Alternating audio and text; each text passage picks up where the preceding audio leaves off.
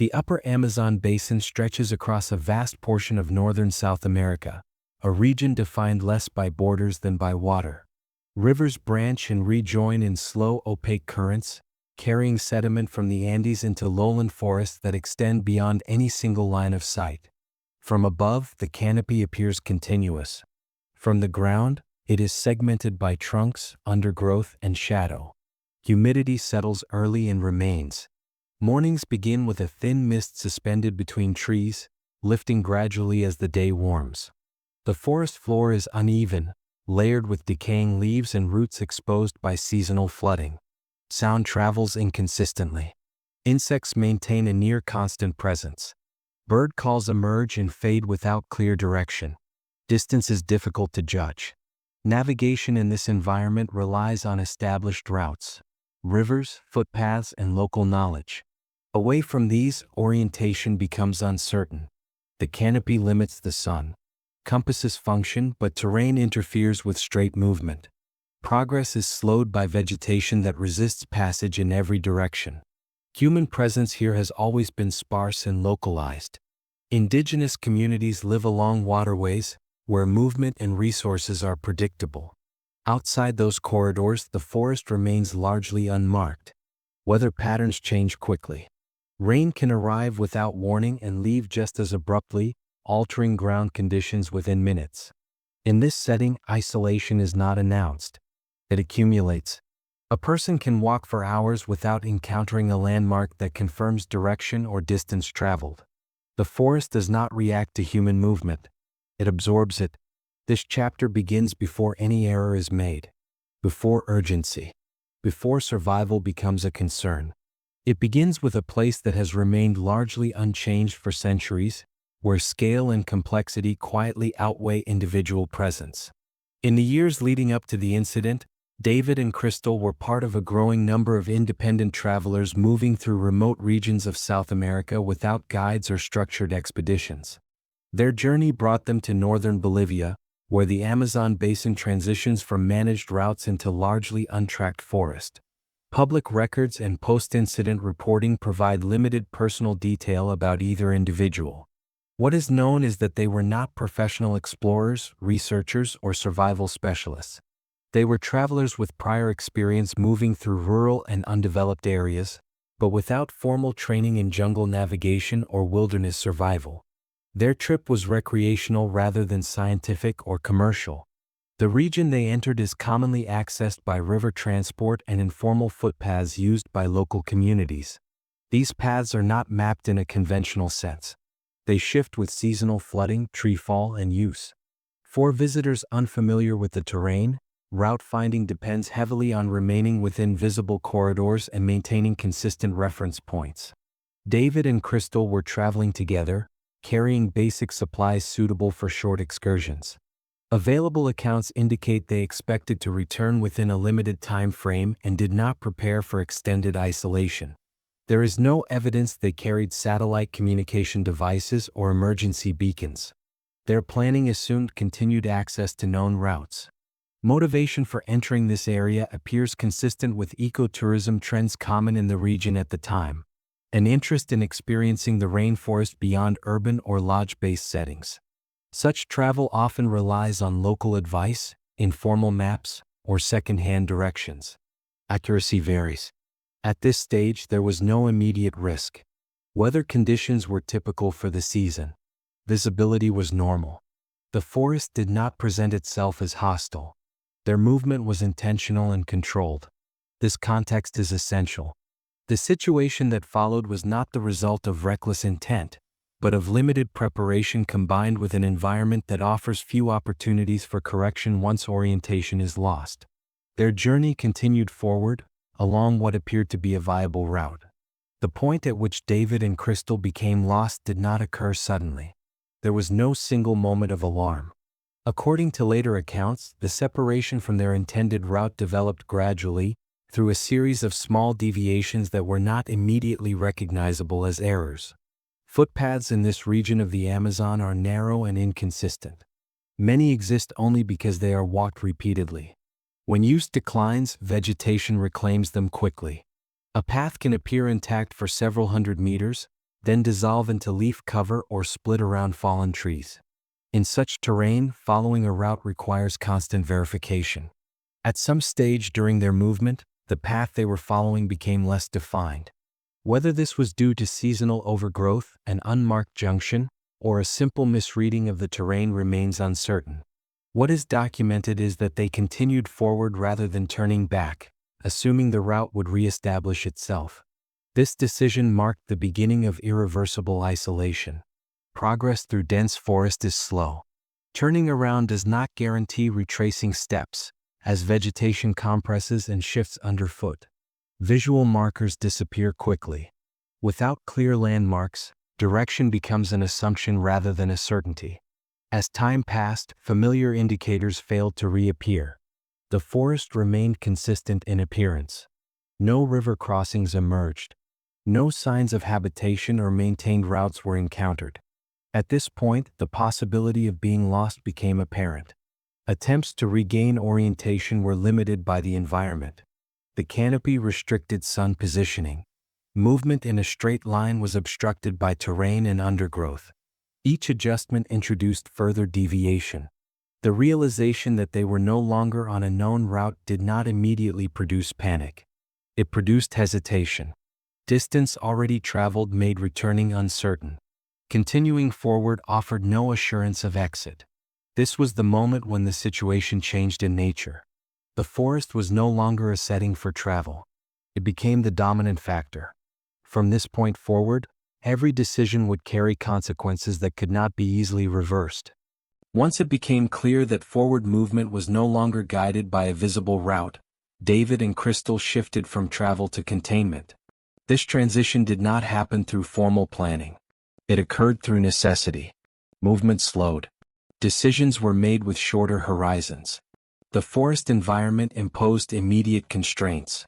Daytime temperatures rose steadily, while humidity limited evaporation. Clothing remained damp. Skin exposure resulted in constant insect contact. Biting insects were present throughout the day, with increased activity near standing water and during early evening hours.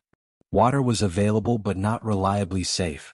Small streams and pooled runoff were common, though often stagnant. Without filtration equipment, consumption carried risk. Available records indicate they prioritized flowing water when possible, though identifying it required movement that consumed energy. Food acquisition was minimal. Neither individual had training in identifying edible rainforest plants. Foraging carried the risk of poisoning. As a result, intake was limited to what they had carried and small amounts of low-risk sources when available. Caloric intake dropped sharply within the first 2 days. Shelter was improvised rather than constructed. Dense foliage provided partial protection from rain, but ground conditions remained wet. They rested in elevated areas when possible, using packs or clothing to create minimal separation from the soil. Sleep was fragmented and brief. Navigation attempts continued intermittently. They attempted to move in consistent directions, adjusting for obstacles, but the forest disrupted straight travel.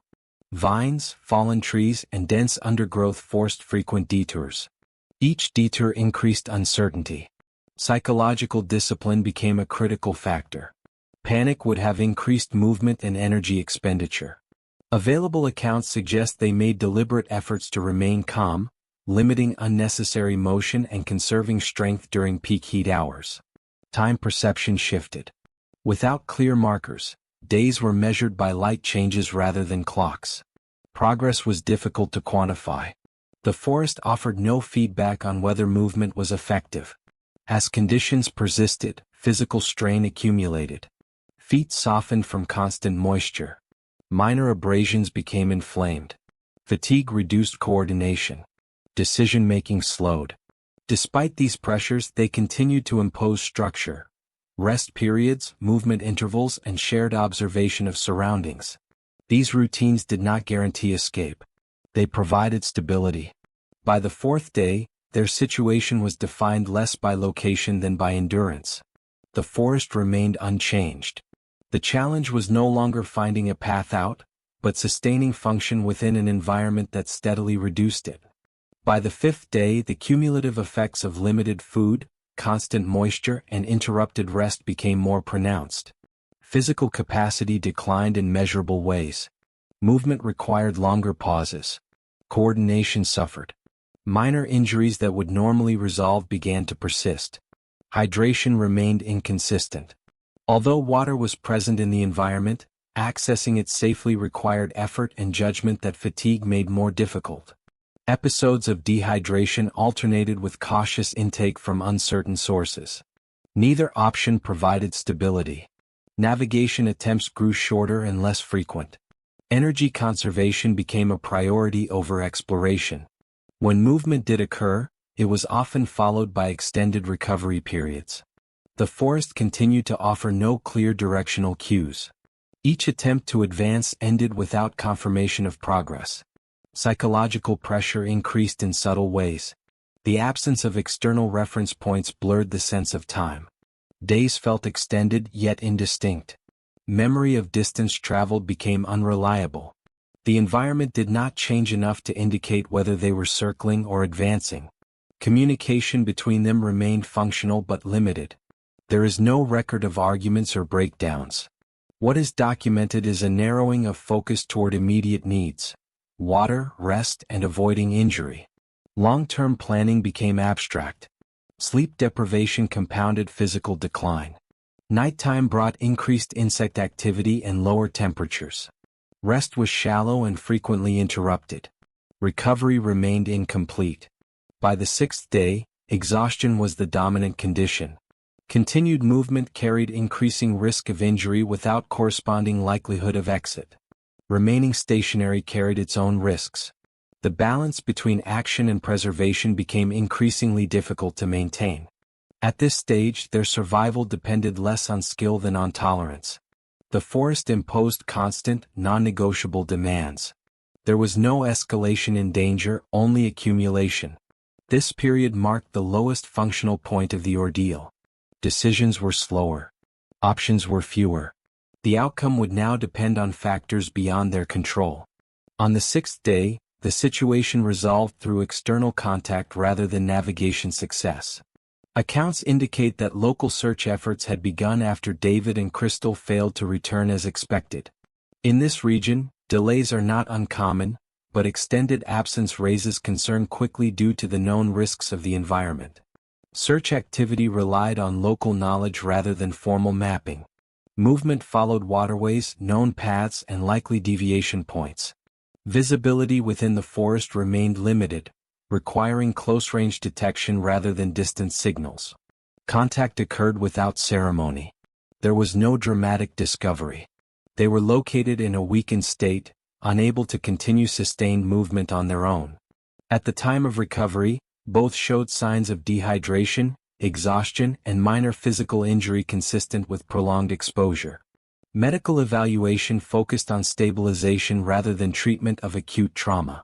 There were no reports of life-threatening wounds or infections. The primary concerns were fluid imbalance, fatigue, and the cumulative stress of 6 days in a high-humidity environment with minimal intake. Recovery was gradual. Physical strength returned over days rather than hours. Cognitive clarity improved with rest and hydration. There is no evidence of long-term injury directly attributable to the incident. The event concluded without public spectacle. Documentation remains limited to factual reporting and later retellings that emphasize circumstance rather than heroism. The forest did not release them. They were found. The survival of David and Crystal does not stand out because of extraordinary skill or extreme duration. It is notable for its restraint. 6 days in the Amazon is not a record. It is a margin. Their experience illustrates a persistent truth about rainforest environments. They do not require catastrophic events to become dangerous. No injury triggered this situation. No equipment failure. No violent weather. A gradual loss of orientation was sufficient. Historically, many survival incidents in tropical forests follow this pattern. The environment does not escalate. It remains constant. What changes is the human capacity to operate within it. Fatigue, dehydration, and disorientation accumulate quietly without obvious thresholds. This case also reflects the limits of modern travel assumptions. Accessibility and tourism can create a false sense of safety in regions where infrastructure is minimal and knowledge is localized. Familiar tools and general confidence do not translate easily into untracked terrain. There is no lesson framed as triumph here.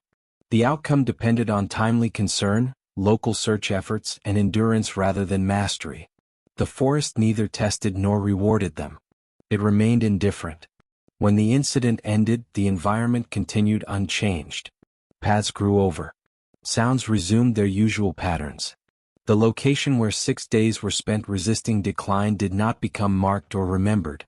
Such events leave little physical trace. Their significance lies not in drama but in reminder. Survival, in many cases, is not about overcoming nature. It is about remaining functional long enough for circumstances to change.